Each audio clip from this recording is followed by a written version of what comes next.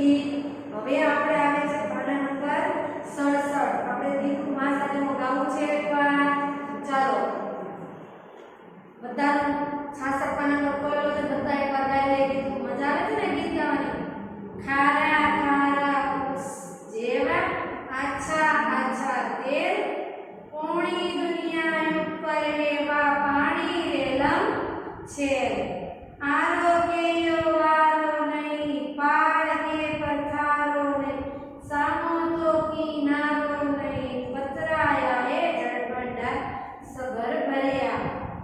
આ બનાસની માળા પરથી મોટા મોટા તરંગ ઉઠે, વાયુ વેગે આગળ જાય ને અથડાતા પછડાતા જાય. ઘોર કરીને ડૂબે ગરજે સાગર, ઘેરે રવે કિનારાના ખડકો સાથે. ધીંગા મસ્તી કરતો કરતો પીઠી પાડા કરતો, કોરો આવે આખો થાય ને ભરતી ઉઠ કરતો જાય. ઊંડો ઊંડો ગજબ ઊંડો માણસ ડૂબે, ઘોડા ડૂબે ઊંચા ઊંચા, ઊંટ ડૂબે હાથી જેવા, તૂત ડૂબે કિલ્લાની કિનાર ડૂબે, તાડ જેવા ઝાડ ડૂબે, મોટા મોટા પહાડ ડૂબે, ગાંડો થઈને રેલે તે તો.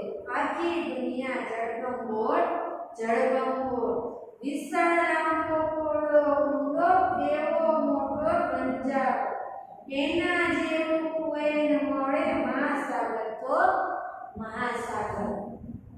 તો આપણે પાના નંબર 67 પર આવેલા. આપણે સમાજના પૂર્ણ થયેલા. આપણે હવે આવ્યા છે ઉદાહરણ મુજબ કવિતામાંથી પ્રાસવાળા શબ્દો. આરો તો ઓવારો ને આપેલો છે. હવે અચડાતા તો શું આવે? પછડાતા. હવે ખાલી જગ્યા તું તો ઊંટ તું, તાડ તો ઝાડ, ધાડ તો ઝાડ, પોણી પાણી. ખ્યાલ આવી ગયો? હવે આમાં શું છે કે જોડીમાં કામ કરો, સંવાદ કરો. આપણે તમારે ઘરે કરવાનું છે પણ એકવાર વાંચી દઉં છો સંવાદ. મહાસાગર કયા? હાય પર્વતભાઈ. પર્વતભાઈ એમ તો મજામાં છીએ પણ તમારા જેમ અમારે રાત ને હો, તમે તો પૂર્ણી દુનિયા પર પથરાયા છો. દુનિયાના લગભગ 75% બાબત તો જાણે તમારો જ રાત. કારણ કે મહાસાગર પૂર્ણા ભાગમાં સોનો પૂર્ણ ભાગ કેટલો થાય? 75. એટલે પર્વતભાઈ કે તમે તો 75% કોટ પર રાજ કરો છો. મહાસાગર હા એ ખરું પણ એટલે જ અમારે આરોગ્ય ઓવારો તો એવું શું? બરોબર, આરોગ્ય ઓવારો એટલે શું એ પૂછે એટલે શું? મહાસાગર કે અરે પર્વતભાઈ તમે એટલું ન સમજે. આરોગ્ય એટલે કિનારો, ઓવારો એટલે નાહવાના ઘાટ, નાહવા જવાનો ઘાટ. એટલે કિનારોની નાહવા જવાના ઘાટ કિનારો જ નથી. અને પર્વતભાઈ અમે આ લોકો પથ્થરો પણ નહીં બોલો.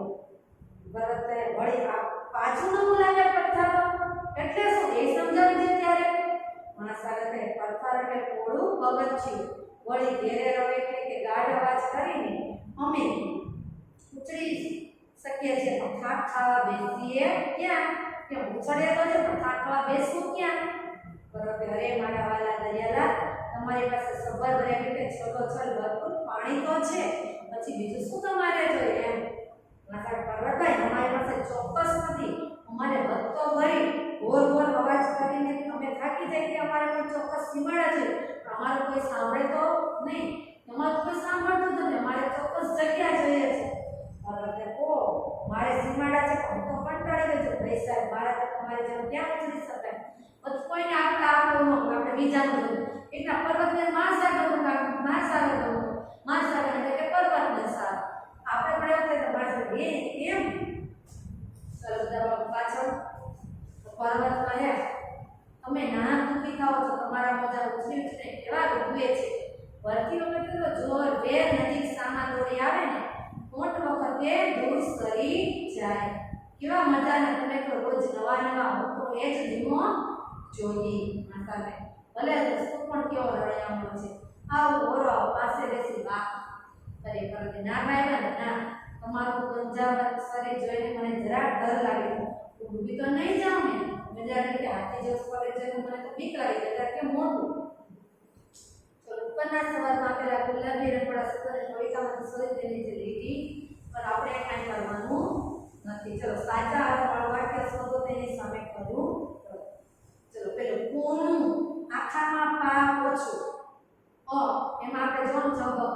સાચું ક્યાં પોણી રોટલી ખાધે ને 5 રોટલી બાકી રહેવા દીધી. પોણી લોટો છે. ભાવિ પોણીમાં છે. આપણે હશે ની સામે ખરાની નિશાની હશે. ત્યારે તમારે કરવાનું છે હોમવર્ક આવે ત્યારે નોટબુકમાં લખો ત્યારે કરવાનું રહેશે. બીજું સીમાડો ગામની હદ. આંબા પર કાગડાએ સીમાડો બાંધ્યો છે. મારું ઘર સીમાડે આવેલું છે. ખેતરમાં સીમાડાનું ઝાડ છે. તો શું અમારે શું આવશે? મારું ઘર સીમાડે આવેલું છે. ત્રીજું વાયુ વેગે પવનની ઝડપે. માટે આપણે જોઈએ બુલેટ ટ્રેન વાયુ વેગે દોડે છે. સિમરન વાયુ વેગે ઉગે છે. દરિયો વાયુ વેગે ઊભો છે. તો એમાં આવશે કે બુલેટ ટ્રેન વાયુ વેગે દોડે છે. ચોથી ગરજવું ગર્જના કરવી, ગાજવું મોટેથી વરાળવું. એમાં અને છે. સિંહ ગરજે ત્યારે બધા પ્રાણીઓ ડરી જાય છે. ધીરજ ધીમે ધીમે ગરજે છે. ચિંટુના જોક્સ પર ચીમનલાલ પેટ પકડીને ગરજવા લાગે. તો આપણે સિંહ ગરજે ત્યારે બધા પ્રાણીઓ ડરે છે. ત્યાં ખરું આવશે. પાંચમું ફૂફાડો ફૂફાડો. બિલાડી દૂધમાં ફૂફાડો કરે છે. વાદળ ગરજતા મોર ફૂફાડો કરીને પડા કરવા લાગ્યા. ગોળિયાને જોઈ નાક ફૂફાડો મારવા લાગે. તો શું આવશે? કોમાં સામે ખરું આવશે. સામે આપણે જઈએ બધા. છઠ્ઠું ભરતી સમુદ્રના પાણીનું ઊંચે ચડવું તે. ભરતી આજે શાળાએ આવી નથી. કોઠીમાં અનાજની ભરતી આવી તે ખાલી થઈ ગઈ. દરિયામાં ભરતી આવે ત્યારે મોજા ઊંચે સુધી ઉછળે છે. હવે શેમાં આવશે? તો કે ભરી સામે ખરાની નિશાની સાથે. કોટ ભરતીનું વસતી જવું તે. ભરતી પછી કોટ આવે છે. કોટમાંથી રોટલો બને. ચૂંટણીના દિવસે પપ્પા વોટ આપવા જાય છે. તો એ ચૂંટણીના દિવસે વોટ ન આવે, વોટ આપવાના આપણે એ રીતના બોલવું. આપણે આવશે જવાબ ભરતી પછી વોટ આવે છે. ખ્યાલ આવ્યો? કોની સામે ખરું. ચાલો હવે બધા બાળકો આગળના પ્રશ્નમાં ધ્યાન આપશે. દરિયાને બીજું શું શું કહેવાય તે જાણો. કુદરતી એટલે પાણીનો જથ્થો. જલ્દી જળનો જથ્થો. અંબુધી પાણીનો ભંડાર. વારીધી પાણીનો ભંડાર. જળનિધિ જળનો ભંડાર. પયોનિધિ પાણીનો ભંડાર. મહેરામણ મહાસાગર મોટો દરિયો. રત્નાકર રત્નોની ખાણ. અર્ણવ જળાબ્ધિ સમુદ્ર સિંધુ સાગર અબ્ધિ વગેરે આપણા પાણીના જ નામ છે. દરિયાને બીજું શું કહે છે? હવે છે આગળ ક્વેશ્ચન. ક્વેશ્ચનમાં આપેલા શબ્દો સાથે સંબંધ ધરાવતા શબ્દ કોઈ તેમાંથી શોધો. તો પાણી, તો એનું ઉદાહરણ આપણે આપે છે ખારા. તો બીજું હશે આછા આછા. બીજું ભરતી કોડ અને સગર ભર્યા. હવે બાજુમાં વિશાળતા. તો વિશાળતામાં લાંબો કોડ, આરો નહીં, ઓવારો નહીં, પાર નહીં, પરથારો નહીં, કિનારો નહીં. આપણા વિશાળતાના મતલબ. હવે મોજા. તો મોટા મોટા અથડાતા પછડાતા. ઊંડાણમાં ઊંડો ઊંડો માણસ ડૂબે. ઘોડા ડૂબે. ઊંચા ઊંચા ઊંટ ડૂબે. હાથી જેવા કૂત ડૂબે. કિલ્લાની કિનારે ડૂબે.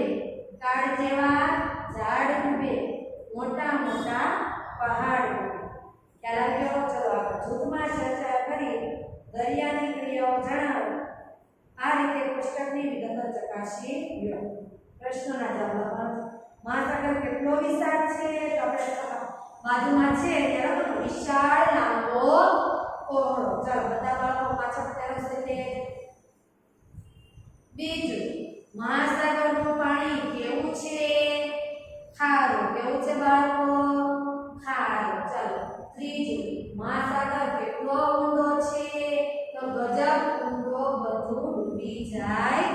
એવો કેવો છે ગજબ ઊંડો ડૂબી જાય એવો. હવે છે ચોથું મહાસાગરના મોજા કેવા છે? તો મહાસાગરના મોજા કેવા છે? મોટા મોટા. જવાબમાં શું આવશે? મોટા મોટા. પછી પાછું મહાસાગર કેવો અવાજ કરે છે? મહાસાગર કેવો અવાજ કરે? ઘૂ ઘૂ. આપણે આવો તો ઘૂઘવાટા કરે છે. શું કરે છે? ઘૂઘવાટા કરે છે. ચલો હવે આગળ. કવિતામાંથી તમને ગમતી પંક્તિઓ નીચે લીટી કરો. આપણે એકલા જોવાનું નથી. આપણે નીચેનામાંથી કયો સાચો છે તે કહો. સામો તો કિનારો નહીં. તેમાં પણ અપવાદ આપેલા છે. કમા દરિયાને બીજો કિનારો ના હોય. ક દરિયાનો સામો કિનારો. ક ખૂબ દૂર હોય. આપણે શું આવશે? કમા સામે ખરાની નિશાની આવશે. બીજું વાયુ વેગે આગળ જાય. અમા વાયુ બની જાય. ક આગળ જઈને હવા બની જાય. ક ખૂબ ઝડપથી આગળ વધે તો શું આવે? ક. ત્રીજું ગરજે સાગર ઘેરે રવે. સાગરને ઘેરી લે. બ ખૂબ મોટા ગુંજતા અવાજે સાગર ગર્જના કરે. ગ સાગર ઘરે જઈને રડે. કિનારાના ખડકો રવે. ચોથું શું છે? કિનારાના ખડકો રવે. સાગરનું પાણી કિનારા ખડકો સાથે ટકરાઈને અવાજ ઉત્પન્ન કરે. બ કિનારા જઈને ખડકો રડે. ક ખડકોનો કિનારો. તો કમાં આવશે. શું આવશે આમાં? અમાખરાની નિશાની આવશે. પાછળ ખૂણથી ફૂફાડા કરતો. નાગની ફેણની જેમ ફૂફાડા મારતા દરિયાના મોજા. બ સાબુના ખીણ જેવો. ક ખીણ નામનો સાપ ફૂફાડા મારે. આપણે શું આવશે? નાગની જેમ ફૂફાડા મારતા દરિયાના મોજા. પાના નંબર 71 પર આવશે બધા બાળકો. આ બધી વસ્તુ મનમાં આવે ત્યારે તમારે લખવાની હશે. અત્યારે માત્ર સમજવાની છે. પહેલા તમારા શિક્ષક સાથે અને પછી જૂથમાં ઉદાહરણ મુજબ જોડીમાં બોલો. ખારા ખારા જેવા. બીજામાં ખાલી જગ્યા તરંગ ઉડે કે મોટા મોટા તરંગ ઉડે. હાથી જેવા તૂત જ ડૂબે. આછા આછા તેલ અથડાતા જાય તો પછડાતા જાય. ખ્યાલ આવ્યો? ચલો હવે જળનો બીજા શબ્દો બોલો. આપણું ઉદાહરણ શું આપેલું છે? આખી દુનિયામાં જળ ફરી વળતા. તો કે જળ બહુ. એમાં પહેલું આ કવિતા વાંચવાની મને મજા આવી. હવે હું તો શું થઈ ગયો? ખુશખુશાલ. તમને કઈ વસ્તુ ગમે તો તમે કેવા થઈ જાવ? ખુશખુશાલ. બીજું ખનિજ તેલ લઈને જતું જહાન દરિયામાં ઊંઘવું પડ્યું. બધું તેલ દરિયામાં ઢોળાઈ જતા દરિયો ખાલી જગ્યા થઈ ગયો? રેલમ છેલ. કેવો થઈ ગયો? રેલમ છેલ. ઉર્વિલને ઇનામમાં ખૂબ ધન મળતા ઉર્વિલ ખાલી જગ્યા થઈ ગયો? રાજી રાજી. ચોથું કરુણાને ખૂબ વાતો કરવાની ટેવ છે. આજે બહુ દિવસે બેનપણી સાથે વાત કરવા મળી એટલે ખાલી જગ્યા થઈ ગઈ? ગાંડી ઘેરી. કેવી થઈ ગઈ? ગાંડી ઘેરી. પાંચમું આશાને ગીત ગાવાનું બહુ ગમે છે. ગીત ગાતી વખતે ખાલી થઈ જાય છે? ધ્યાન મગ્ન ઓત પ્રોત. જેના જેવું હોય ને બેટા મહાસાગર તો મારો પેલો મમ્મી તો મમ્મી. બીજું શેઠ તો શેઠ. બીજું દૂધ તો દૂધ. ચોથું મામા તો મામા. પાંચમું રાજા તો રાજા. ખ્યાલ આવ્યો? આપણે ખાલી તો વચ્ચે લગાવવાનું છે. જે એના જેવું કોઈ નહીં. આના જેવું કોઈ જ નથી. આપણે ખબર છે મમ્મી જેવું કોઈ નથી. શેઠ હોય તો જ આપણે એના દૂધ જેવું કોઈ નહીં. મામા જેવું કોઈ નહીં. રાજા જેવું કોઈ નહીં. ખ્યાલ આવી ગયો? કવિતાની પંક્તિઓને વાર્તાના વાક્યોની જેમ મોટેથી બોલો અને લખો. ઉદાહરણ કવિતાની પંક્તિ ખારા ખારા પુષ્પ જેવા. વાર્તાના વાક્ય છે મહાસાગરનું પાણી ખારું પુષ્પ જેવું. ચલો આપણે આ કવિતા છે ને વાર્તાના શબ્દોમાં વાયુ વેગે આગળ જાય. તેમાં શું હવે? મોજા ઝડપથી આગળ વધે છે. ઊંડો ઊંડો ગજબ ઊંડો. શું કે છે? મહાસાગર ખૂબ જ છે ઊંચા ઊંચા ઊંટ ડૂબે તો શું આવે મહાસાગર ઊંચા ઊંચા ડૂબે તો ઊંડો છે જો ગાંડુઓ થઈને રેલે તો આખી દુનિયા જળબંબોળ શું કે છે મહાસાગરમાં વાવાઝોડું આવે આખી દુનિયા પર પાણી ફરી વળે છે પાછો વિશાળ લાંબો પહોળો ઊંડો એવો મોટો બંજારો શું આવશે મહાસાગર વિશાળ લાંબો પહોળો અને ઊંડો છે ખ્યાલ આવ્યો બધાને આમાં તો બધું સમજવાનું છે સમજીને પછી તમારે વાંચવાનું ખ્યાલ આવ્યો હવે આપણે આજનો લેક્ચર અહીંયા પૂર્ણ કરીશું આવતા લેક્ચરમાં મળીશું બાય